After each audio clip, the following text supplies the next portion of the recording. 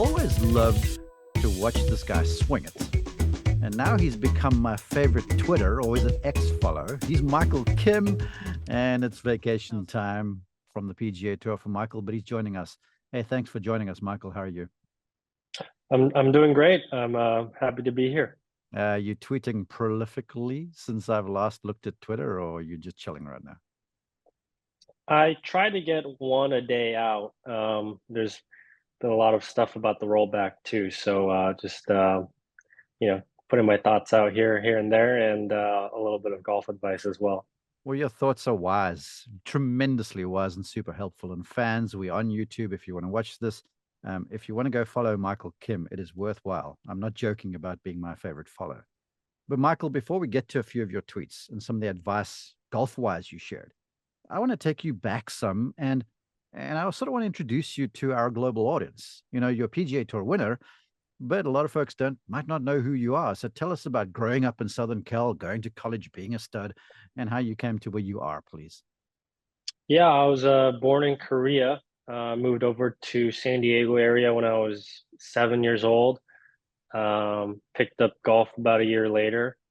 How? Um, How'd you get into golf? my my dad, I think, saw it on TV or something, and it was year 2000 when we really started golf, so it kind of aligned perfectly with Tiger and Yeah. Hey, I want to uh, interrupt because you reference your Korean background. I watch all Korean golfers, and I remember back in the day some because I was teaching golf full time here in Georgia, and we was Fort Benning. Lots of Korean people come there, and their parents would bring the kids for lessons.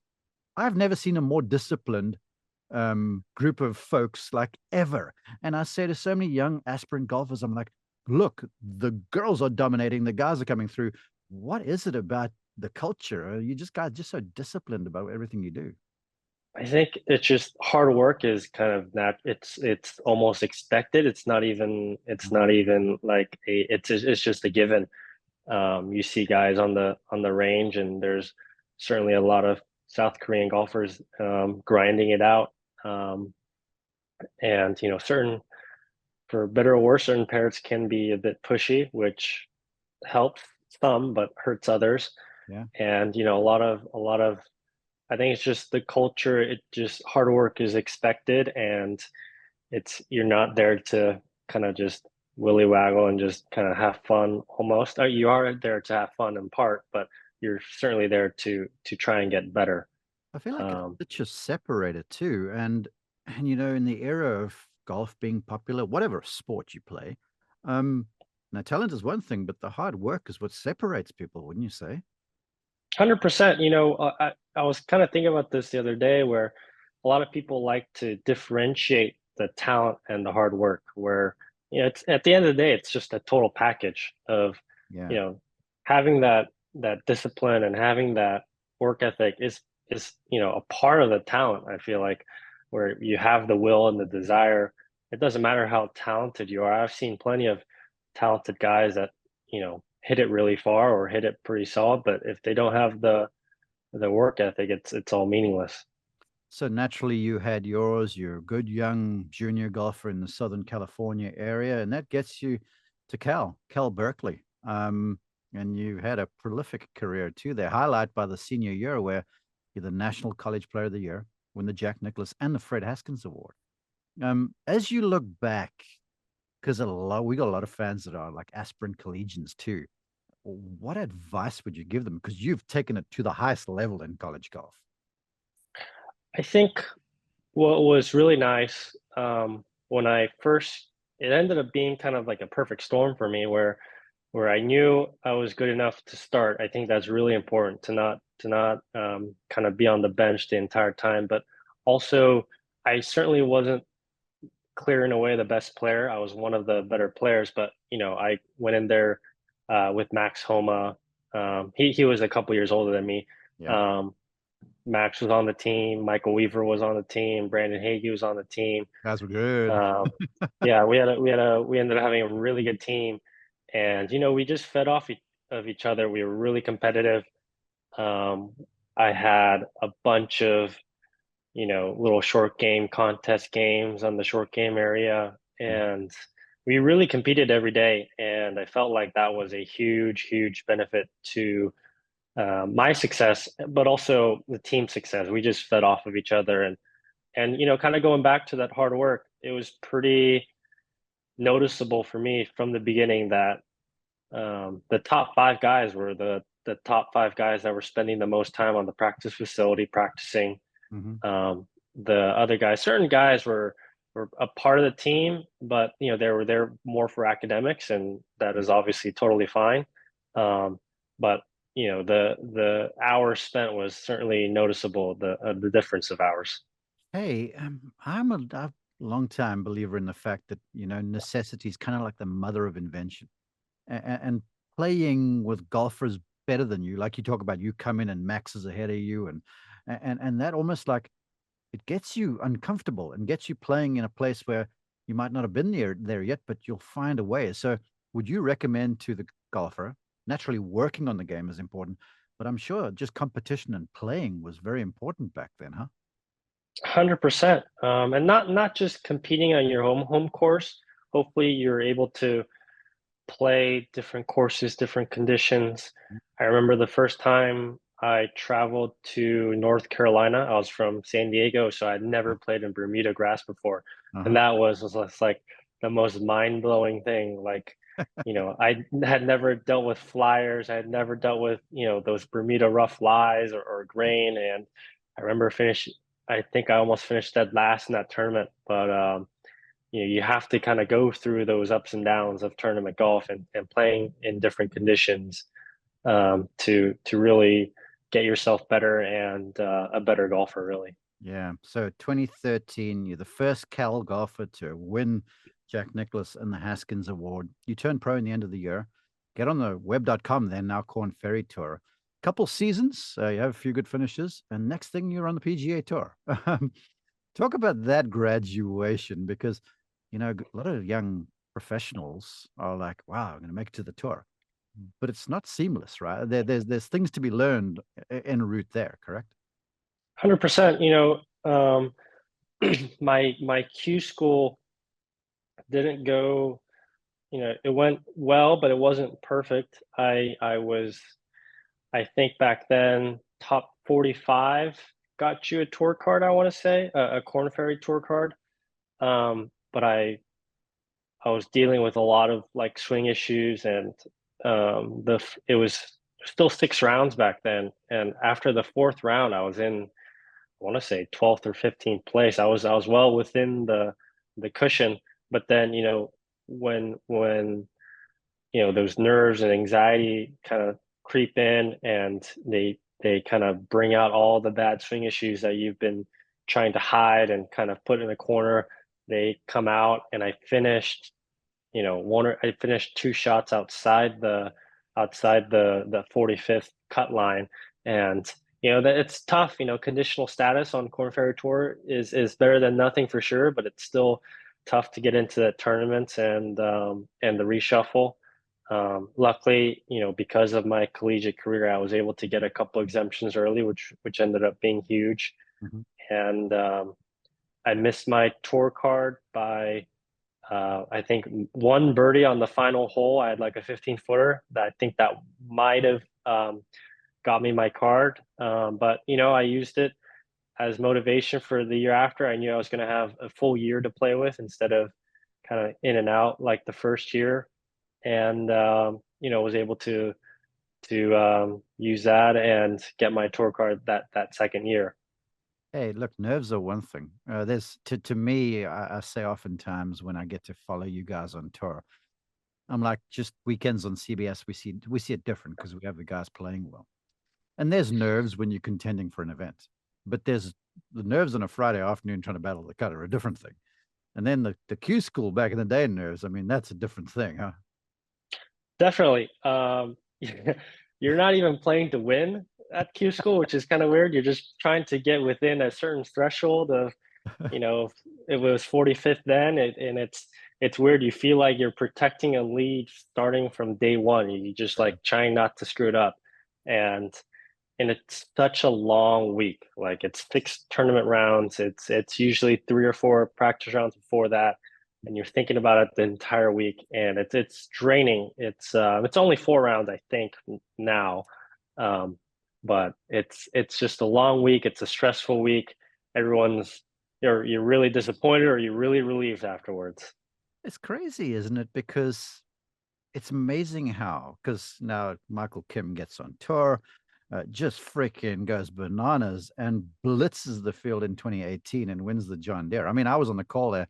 I had a group in front of you, and we were not even on the show because it was like the Michael Kim show.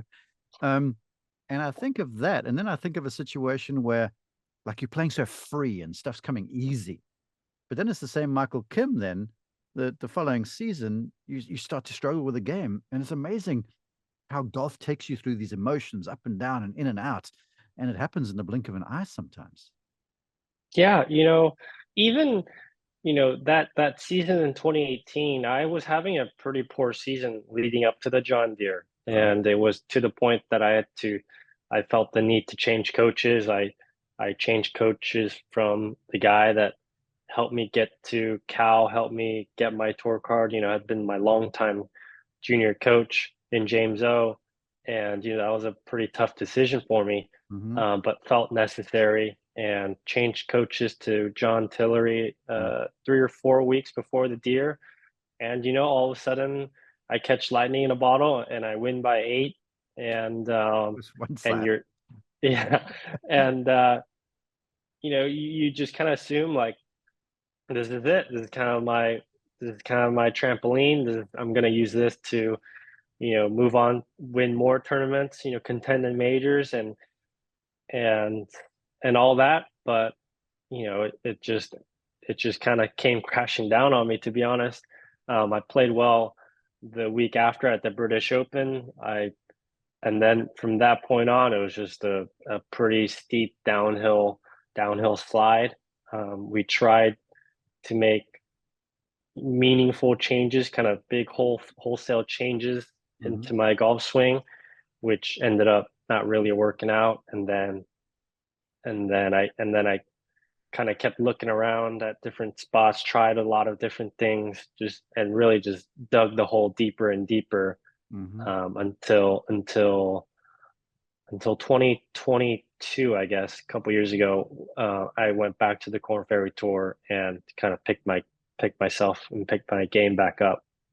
Let's talk about getting out of that hole because you have the win, you got the 2 year exemption, and oftentimes I've sort of seen this where you book you book the job for a couple of years, so the golfer almost gets the mandate to go, okay, I got some cash in the bank, I got a little time to work, and then you want to address areas that you feel like need addressing. Then you start working, and I've had golfers, back when I was teaching elites full time, almost say to me when they've come to me because you're looking around all the time, right? And they're like, I feel like I've lost my identity. I'm not even sure who I am as a player. That's a horrid space to be. I want you to talk about that. So I'm not saying you might have, but I feel like where you were missing the lion's share of the cuts, that sort of stuff happens quickly. Yeah, it's you know it all comes from a good space, Yeah. right? You're trying to make big changes. You're not looking for that band-aid. You're trying to make real meaningful change for the long term. And it just, for whatever reason, it didn't work out for me. And you just kind of searching. You're just searching, and you're almost looking for that kind of 1 week to click, Hmm. and it never does. And the real problem I had for me was, on the range, I was hitting it fine. Okay. Um, and if you showed up on a Tuesday morning and saw me hit balls on the range, you'd be like, "Oh, that guy's hitting it totally fine." And then I'd go to the tournament, and certain nerves would creep in, and certain bad habits would creep in, and when you get nervous and a little bit of anxiety in, those old patterns and the new patterns, if Fine. you're not, they collide, and they create a little bit of havoc in your swing, and your body doesn't really know which one to go to. um, and the problem was that I started losing trust in my practice, because Okay. when I was practicing, everything was fine and dandy, but whenever I would go to tournaments, it would, you know, it would turn pretty bad. Hmm. So, that was a thing that I had to really grapple with, was like, what's the point of practicing hard when it's not showing up at all on the tournament range or Yeah. on the tournament course? Yeah, I get you. I want to ask you too about kind of the time management because look, all the golfers listening to this, even the club golfers, you work on the game and the swing's in a bit of a tangle, and then the next thing you're working on your swing nonstop, and the other areas of the game, the scoring stuff, get neglected, and then that hole that you were talking about, it starts to almost dig itself deeper. 100%. You can, on the PGA Tour, I feel like with a really good short game and putting, you can make putts. You're not going to contend Yeah. probably, but you can scrap it around and you can make cuts. But I was so focused on that, on the full swing, that I stopped paying much attention to the chipping and putting. And it's hard to focus on the chipping and putting when you're putting for par for from 12, 15 feet every time. You gotta get a handle on the ball striking first, which is why people and I certainly kind of go along that road. But like you said, it only makes the hole deeper, and through the slumps and the humps, I felt like I started practicing a bit better as I figured out what was good for me and what wasn't. Certainly wasn't.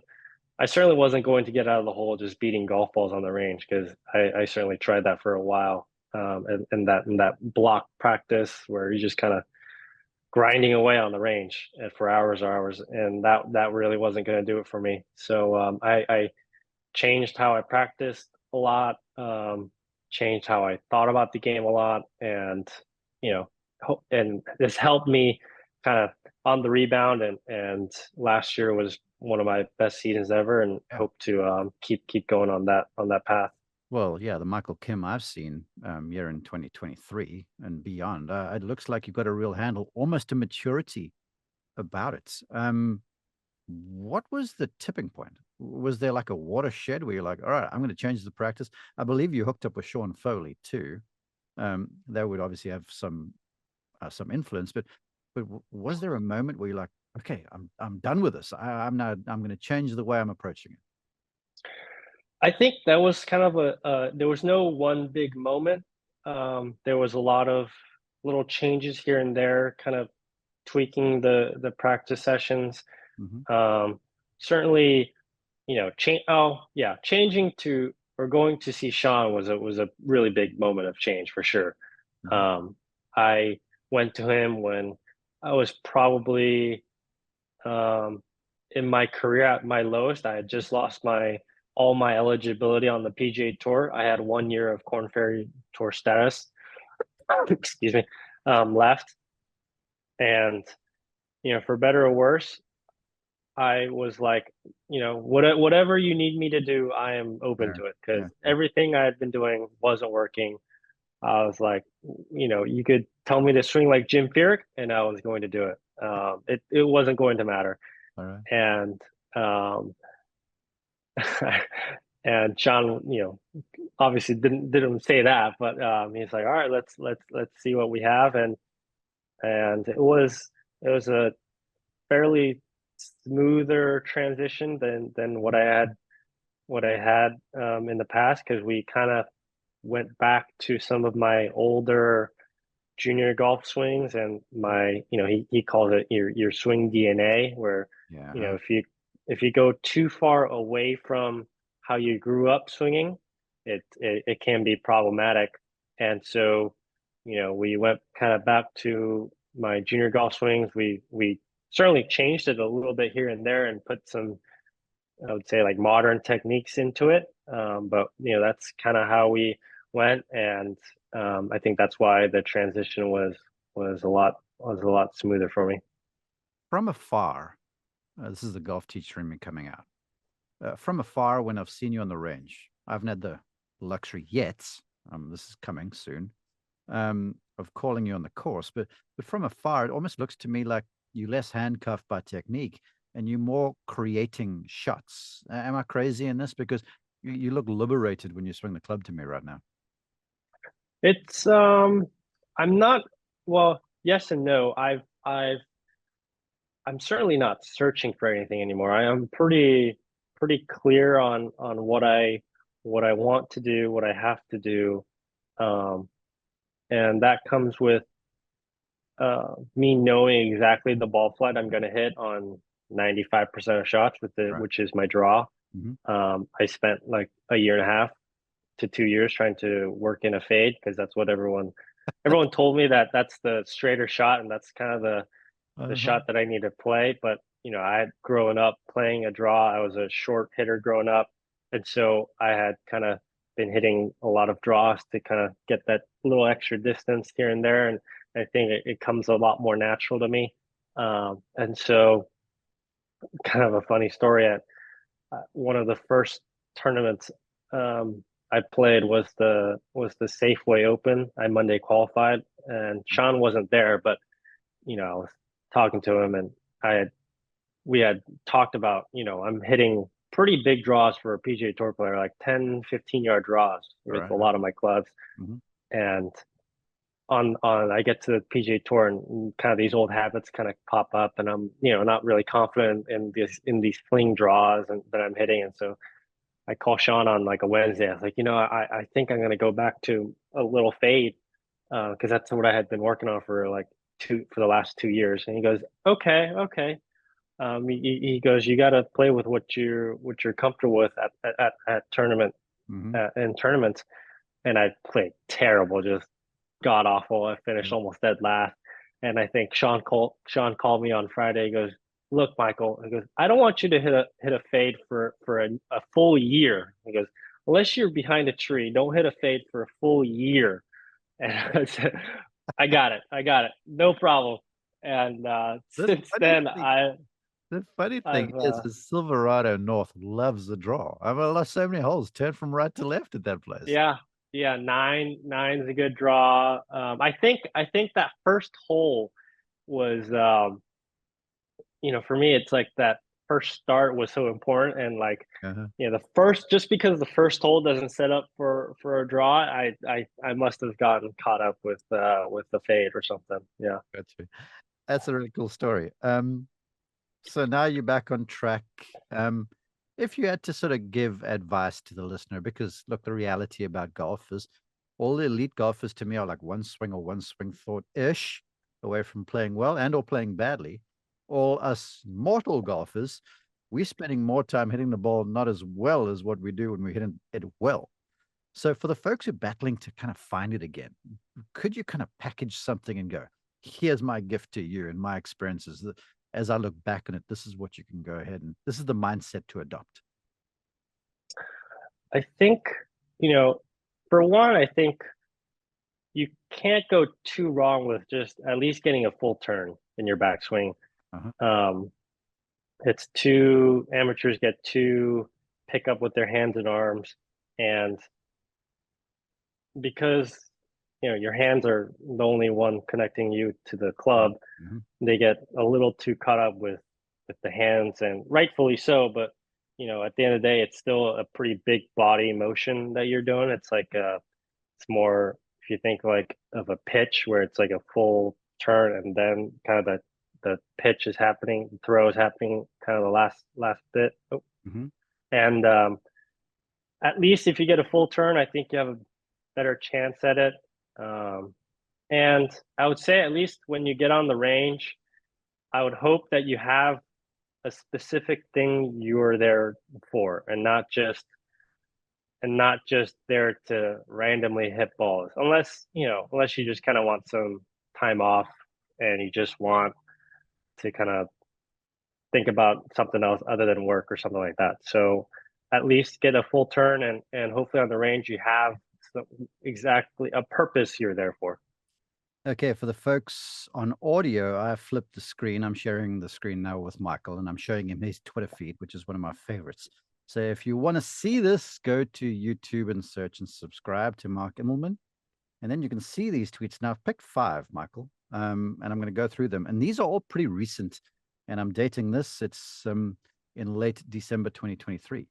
But man, before we go here, it's like all of a sudden Michael Kim's shown up and you bringing golf wisdom. You singing this stuff, and it's like you're such a giver. And I'm like, God bless this man, because most PGA Tour pros are keeping the stuff close to the vest because they've got the secret.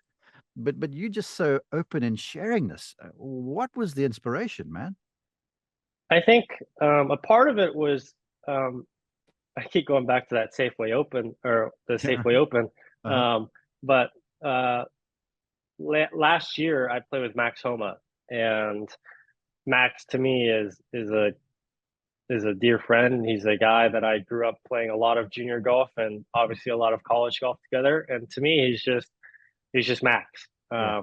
Mm-hmm. But then I go to Safeway, and for whatever reason, Max and I, our careers never like matched up to where when he was playing well and when I was playing well, it seemed like when he was playing well, I was playing bad, and when I was playing well, he was playing bad. And Mm-hmm. so it was one of the first few times where I played, a PGA Tour round with him, and just I remember being really surprised at the following that he had at Safeway. I was part of like the feature group with Max and Cam Champ, Mm-hmm. who's obviously very popular there. But seeing the reach he had from Twitter was eye opening, and I remember thinking to myself, well, if I want to start tweeting again, or really making this a focus, I don't want to be the everyday, like those everyday posts you see from pros, like, here, excited to Boring stuff. play the yeah here excited to play the Wyndham Championship, and they post a picture of the Wyndham Championship or Yeah. swing. Like, I definitely didn't want to do that. Like, if you're going to do this, you certainly want to kind of differentiate yourself from others. And and I kind of thought, like, what would I have? And through the ups and downs that I've had, and mostly the downs, I Mm-hmm. had seen a lot of coaches, and I've seen a lot of different theories and ideologies about golf, and I was able to kind of pick their brains off, and I felt like I had kind of amassed a decent amount of knowledge, and kind of figure out what has worked for me, and I felt like it could help others as well. And so maybe that could be my lane of trying to give golfers, amateurs out there, a little bit of help, um, and also some cool stories that I've picked up along the way. Mm. So that's kind of been my content, I guess you can say. Folks, he's at Mike_Kim714 on X, to be correct. His posts are fantastic. Right. You're a real giver. This stuff is kind of golf game improvement centric. A lot of your stuff is. I almost call it like Michael's diaries, because it's like all of a sudden you come out with this thing. I'm like, dang, I'm so glad he said that. And so for all of our on the mark folks, go check him out, because it's a treasure trove of golf information. And I'll kick it off here. We're going to talk about rotation, putting, anxiousness, change, and then you did a nice post on the long swing. And this is just, folks, we're scratching the tip of everything. Here's the post. I'll read it and just let you comment. I think some of you think rotating your body in the downswing closes the club or helps release the club. Rotating your chest and hips is an opener, you say. Jumping with your lead leg earlier, rotating, releasing your hands more earlier, or staying back with your head is a closer. If you're hitting it right and trying to rotate more in the downswing, you are not helping yourself out. And when I saw this, I was like, choirs of angels, preach, brother, because I find so many golfers, they open social media, they find some tip, and they see some PGA pro talking about rotation. And then everyone jumps on the bandwagon. There's early extension, wrist, all sort of stuff. And I see club golfers turning open. And as right-handers, they are littering the right side of the golf course. So please elaborate on your observation.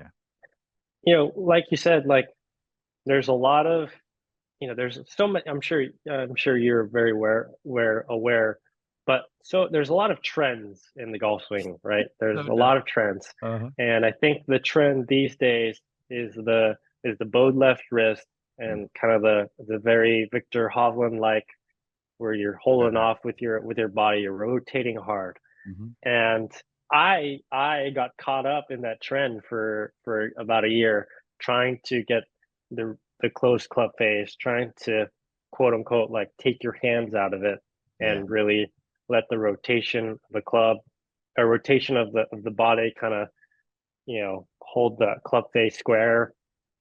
And really, I see so many people struggle with slices, and that, that's generally coming out path and with a super open club face. And rotating your body more is not, it's not helping that sentiment at all.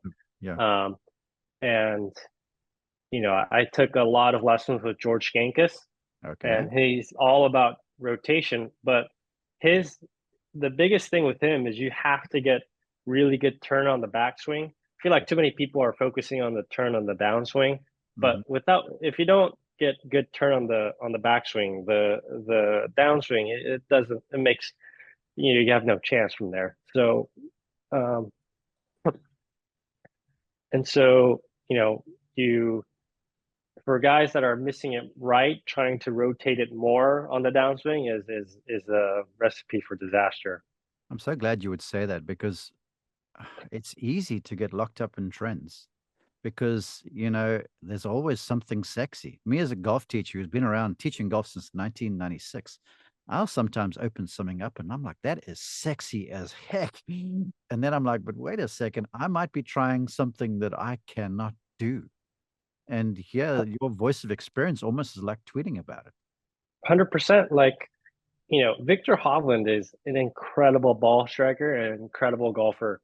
But if you look at if you look at the Hall of Fame of golfers in totality, he is almost a one of one, or he is maybe in like the 1% that swing it like him. Mhm. So many more swing it with kind of the neutral wrist and kind of a good full release of a club. And way more. There's way more of those. Victor Hovland might be more of in baseball, maybe like a sidearm thrower, where Yeah. just because he throws it so great that way doesn't mean you should teach everyone else to throw it that way. Amen, brother. Okay, if you're watching, I scrolled past Michael's thoughts on the golf ball rollback and other things, and we've gotten to one year, and it's about putting. And look, as an on-course announcer, I've oftentimes said that, he'd like to try and leave himself under the hole here, if it's a really, devilish-looking putt. And you tweet here, you go, trying to leave yourself an uphill putt is a bad move, no matter if you're hitting an approach or chipping. Strokes gain shows us distance is king. And in that, just trying to get it as close as possible is the best strategy. A tough 3-footer has a higher make percentage than an easy 5-footer. I'd like you to elaborate there because you do it at the highest of pressure. And those 3 and 5 footers, I mean, those things keep rounds alive, no matter whether you're a PGA Tour winner like Michael Kim or a club golfer who plays to a 20 handicap. Yeah, I like putting up tweeting stats or golf stats because they're stats. There's no bias in that. Certainly with certain swing stuff, it might help some, but it might hurt others. But stats is stats to me. Mhm. And putting, it's pretty simple. Like, distance is the most important part in your putts, where the shorter the putt, it's no matter if it's a downhill slider or an uphill straight putt, distance is the most important factor when it comes to your make probability. And I feel like we can get caught up, especially if you're around the greens, of like, oh, maybe if I leave myself in that area of the green where I might have an easier putt. But oftentimes we're not good enough to actually put it on that spot, and Mhm. trying to get it to that spot, we might put ourselves further away from the hole, which is not ideal. And you know, ideally, you just try and get it as close as possible, and go from there. Tremendous. You referenced this earlier in our conversation, and this was a tweet about it. And you talk about nerves or anxiousness. And I've got it on the screen here. You tweet, I've hit shots great when I was anxious. I've hit terrible shots when I was anxious. I've hit great shots feeling confident. I've hit terrible shots feeling confident. There's no need to freak out about a negative thought that might pop up before or during your swing. The bigger your reaction to it, the longer it'll stay in your mind. Your thoughts are your thoughts. Your thoughts about your thoughts matter a whole lot. Try to accept and move on. I mean, this is, it sounds trite and sort of simple, but this is almost the thing that unlocks all the other things. Right. I've um over this last year, I've worked with a mental coach, and I've learned a lot more about the mental game. Mm-hmm. Um, in years past, I thought your mental game was, just don't get mad on the golf course and try to keep even keel, Mm-hmm. and that was kind of most of it. But that is certainly a part of it. But so much more than that. There's so much more than that, where it's about, you know, like I said on the tweet, your thoughts about your thoughts matter, in the Yeah. sense that if everyone has a negative thought on the golf course. Your brain, if the shot really matters to you and there's consequence to the shot, Mm-hmm. your brain, it's more designed to survive than it is to thrive, in that Yeah. it's going to automatically go to worst case scenarios. If it's an important shot to you, let's say you're on the last hole, you have a one shot lead in your member guest, and there's water down the right, and automatically the first and most blaring noise you will hear, or the thought you'll see, is, oh no, don't hit it Water. into the water. Yeah, exactly. Don't hit into the water, right? Uh-huh. And you might be able to kind of keep that away for a little bit, but as you get closer to the ball, as you're about to swing, that noise is going to get stronger and stronger.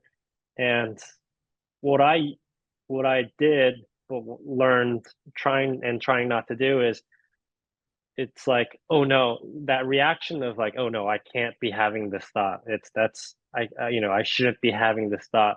That's almost the worst way to think about it. It's, the better way to think about it is, it's natural to have this thought, Mm-hmm. and then try and refocus on, but what am I actually trying to do? And that is to hit your shot into the fairway, or whatnot. But your reaction to those negative thoughts creeping is really important. Yeah, I do want to ask you a follow up to that. Let's say water down the right, you get there and you're like, oh, shucks, don't hit it in the water. For Michael Kim, and I'm doing this for advice for the listener, um, I think the tendency with most folks is to aim more left. Does Michael Kim go, all right, I'm going to trust my draw here. I'm just going to make sure that that face is closing or not pointing at said water through contact? Is it as simple as that? I certainly don't aim like left edge of the fairway, because Mm. my misses are more left, if anything. Okay. Um, if it's my last hole of the day, I have a decent sense of how my swing is feeling for that day, Yeah. and I'm sure I have hit shots with my driver where I was not feeling 100% confident, where I'm not just swinging freely, and I kind of use that as database of how I'm going to hit this shot. Yeah. If, for example, in a hole prior, I've aimed it at the right edge of the fairway and just made sure I turned it over as really hard, Hmm. and that has worked. That had worked really well. I very well might aim it at the right edge of the fairway, on the edge line of the water, and just try to release the heck out of it. That's such a cool observation, which brings me to the first tee shot, because the data, and I use that in air quotes, that you have is maybe your last few swings in the driving range. Is it a similar sort of thing there for that first tee ball? Because that first tee shot makes even, makes all amateurs nervous. And I'm sure you guys get jacked up for the first tee shot as well. 100%.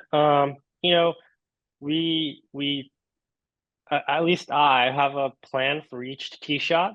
Mhm. That plan might change based on how I feel my swing is doing, but I whatever that first tee shot it is, I'll before I go to the tee, I'll hit a few, trying to hit whatever shot I'm going to hit on that first tee. Yeah. and that's generally what I go with, unless the conditions are so different that um, if it starts raining all of a sudden, I might have to change clubs, but that's pretty rare. I'll ask my caddy what the wind is doing on the first hole, what our plan is, and certainly get a couple reps of what I want to do on that first tee. Lovely. Okay, two more. This one is sweet. It has a picture of a really cool looking backswing with you. Look at that torque and the rotation and a club shaft nice and short, a parallel. And then you got John Daly from back in the day on the right side of you with the John Daly backswing. And your observation was, and I read, most of you have, in air quotes, too long of a backswing. Turn less to keep it near parallel, which is the reaction. In actuality, you have too long of a swing because of your wrist cock, not from turning too much. I think if you have too long of a swing, try to really limit wrist cock and keep your body turn, if not turn more. I have a very big turn, but my club never gets past parallel. Notice where my hands are compared to John, not a big difference, but his wrist cock is making his swing longer. There are certain benefits to this, but the negatives far outweigh the positives, in my opinion. There's a lot we can mine here, and I want your take, please. This is I am tweeting this, but Sean Foley might as well have tweeted this because his Okay. because he's a lot of my current swing beliefs are because of Sean, and so a So lot of are his you using the Pro Sender, I'm sure?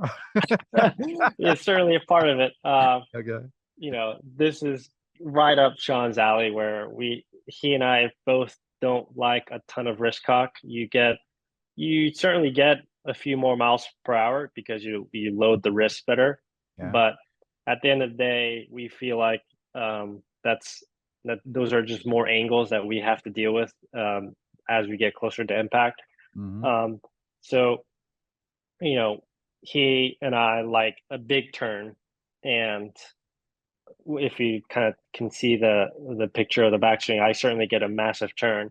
Yeah, your hands are But behind your head, almost similar to yeah, Daly. He's just higher with a whole lot more um, wrist extension there. correct. And you can kind of see how my back is that in extension? I'm not Yeah, a hundred percent sure. yeah, golf nerds Um, extended. You can actually see a little arch in the back. I mean, it's a big turn. You got a yellow shirt on. You can yeah, see the wrinkles in the shirt. I mean, your hips. You've allowed the hips to free up there as well. That's a big turn across your pelvis area too. correct. And so I do this once in a blue moon where I ask people to send me their swing videos, and I'll do a quick comment of what I think they should be working on. All right. And so much of the problem is the lack of turn, like I said, and certain people really cock their wrist hard, and it fakes the motion of them getting a big turn, which is a big problem. Like they think they're getting enough turn because of all the angle that their wrists have created, and it just doesn't set them up very well, in my opinion. So, and a lot of people like a shorter swing because they feel that it's more accurate, and they kind of point to John Rahm or Tony Finau, but they forget the fact that those guys are Super monsters. long. Yeah. Basically, they're if they did a full backswing, they would hit it, you know, 190 miles per hour ball speed if they wanted to. And so it just prevents them from getting a big turn, which I deem very important in the golf swing. Yeah, and you're so right. I mean, you said it earlier, wrist alignments, your hands are your only connection with a club.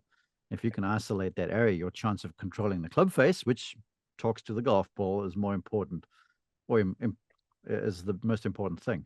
Okay, final one here, and this is about change. And you start this tweet off with, I've given a lot of advice on here. While I do try to give advice that covers most amateur golfers, the advice could definitely make you worse. The most important thing, I think, is to try it for yourself. It doesn't work after a few, if it doesn't work after a few tries, throw it away. Absolutely. This goes for any advice you see, even if it's from Tiger or Jack or Hogan or whoever. The worst thing to do is assume it won't work for you now and then not even try it. Things might have changed since you last tried something. I've had that happen multiple times where it wasn't working in the past. but it worked great other times. Super insightful here about change. And on the tour, it's like everyone's got rabbit ears and radar eyes because you're looking at the guys who are playing the best all the time. And it's hard to stay in your lane. But then by the same token, I advise people, I'm like, look, don't go try and take another man's medicine. But that that doesn't mean you should be myopic and never look and try something, because it might be that secret. So finish us off with this, with your observation, please. Yeah, it's tough. Like we've been talking about, golf is so personal. And, I mentioned Jack and Tiger and Hogan and, all these guys, there are similarities in what they talk about, but they also differ in a ton of different things in their swing, or how they went about it. And, even for me, I've had times where I've seen something on video where Tiger kind of explains how he chips, and I've tried it out, and I'm the same person trying this technique out, but maybe like a year before it didn't work out, but now I try it, and it works, it works better for some reason. And there are things that I've tried with the swing where I've tried to copy, whether it's Victor or someone else's swing thoughts, or how they hit the ball, and it certainly hasn't worked. And I just kind of, that response is along a lot more because of the responses I get from my tweets on Twitter, where everyone is so quick to kind of shut down, like, no, that doesn't work for me, or that no, you're wrong, that doesn't work. And while that might be true, it might not work for you. That you should, there's no way that you should just shut it down so simply like that. And I just hope that from my advice, or any advice you see on social media, or your coaches, or whoever, you should certainly give it a try. I mean, you can't get much worse, just by trying it. And whether, if it doesn't work, then absolutely throw it away, and don't try it. But certainly no hurting in giving it a go on the range. It reminds me of two things. First, Martin Hall quote. It was made, both these observations have been made on this very podcast. Not this one, previous ones. Martin Hall. If you keep doing what you've been doing, you'll keep getting what you've been getting. And then you've talked about Victor Hovland a bunch. He was on here a little ways ago. And the takeaway from Victor for me was he just kept on talking about being open-minded. And he's like, when I went to college, I was open-minded. Now I knew who I was, so I didn't follow blindly, but I was always prepared to listen. And look, it's worked out nicely for him. It begs the question from me to you. So you try things. Do you keep notes or journal on what you do? So sort of give impressions, thoughts, reminders, because we all tend to want to forget when things are going wrong. Definitely. I've in the past I've kept notes, kind of swing thoughts here and there, or not just full swing, but short game stuff. And um, even pros like me look up stuff on YouTube of, like, oh, maybe like see how that guy does it, and the algorithm usually spits out something else from another guy. And so you can definitely get into the rabbit hole of golf instruction out there.